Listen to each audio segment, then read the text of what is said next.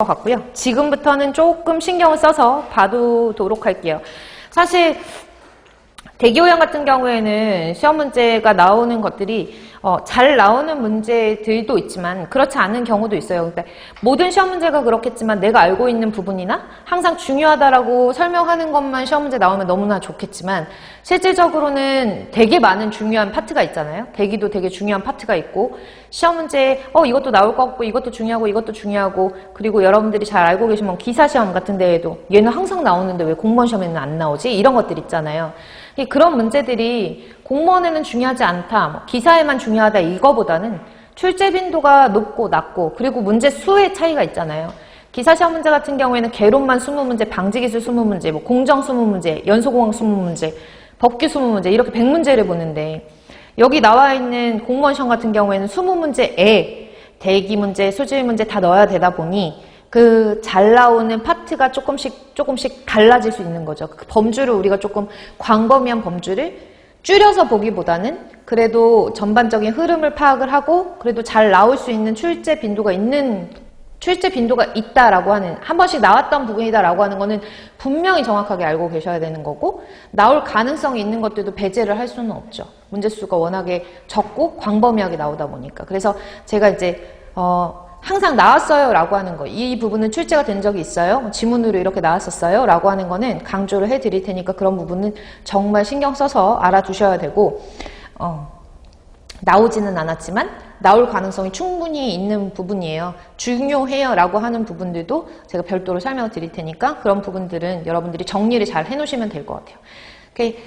공부를 하시다 보시면 아시겠지만 워낙에 양이 많기 때문에 광범위한 부분을 공부를 하셔야 되기 때문에 제가 많은 양을 가르쳐 드린다고 해서 머릿속에 다 남는 게 아니잖아요. 그러면 여러분들이 복습을 철저히 하셔야 되고 요즘 학생들 공부하는 방법들을 많이 검색을 해보면 N회독이라고 보통 얘기를 하죠. 몇 회독 얘기를 하는데 최소한 제가 보기에는 이론을 한번 들어보시고 그 다음에 이론을 2바퀴 돌 때쯤 이제 이래서 이러는구나 라는 게 감이 좀 잡히거든요.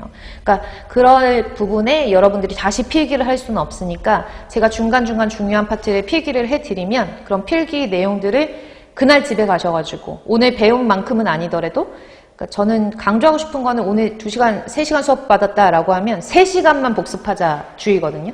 그 3시간 복습을 하실 때 노트 필기도 해보고 문제 풀 거 해보고 이런 식으로 좀 자기만의 노트 필기를 하시는 게 꼭 필요할 것 같아요. 그래서 제가 그 부분에 대해서는 좀 도움을 드릴 테니까 잘 체크를 해 놓으시면 좋을 것 같아요. 그럼 460페이지에 있는 대기오염 물질의 분류를 볼게요.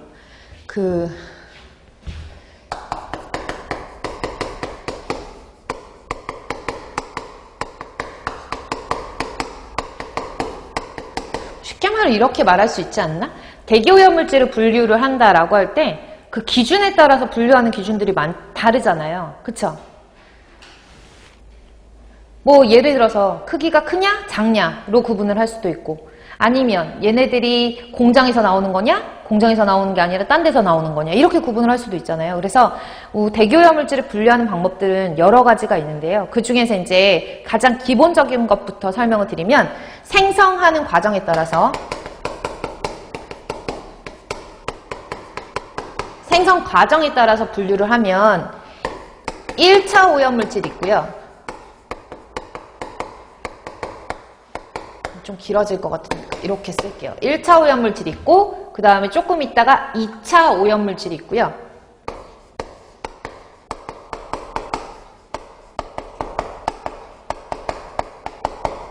그럼 볼게요. 하나 더 있는데 조금 있다가 1차 오염물질, 2차 오염물질이라는 것이 뭘 의미하냐면 1차 오염물질은 만약에 이렇게 공장이 있어요. 공장을 그렸어요. 공장을 그려서 공장 굴뚝에서 오염물질이 이렇게 나오기 시작해요. 그 오염물질 같은 것들이 여러 가지 종류가 있겠지만 일산화탄소 이런 것들도 연소하는 과정에서 나올 수 있겠고 이게 일산화탄소 아니면 탄화수소 같은 것들도 이렇게 공장이나 아니면 자동차 같은 데서 나오거든요. 맞죠? 그러면 여기는 배출원이라고 했을 때 이 배출원에서 직접 나오는 거잖아요. 직접 대기 중으로 배출되는 이런 오염원을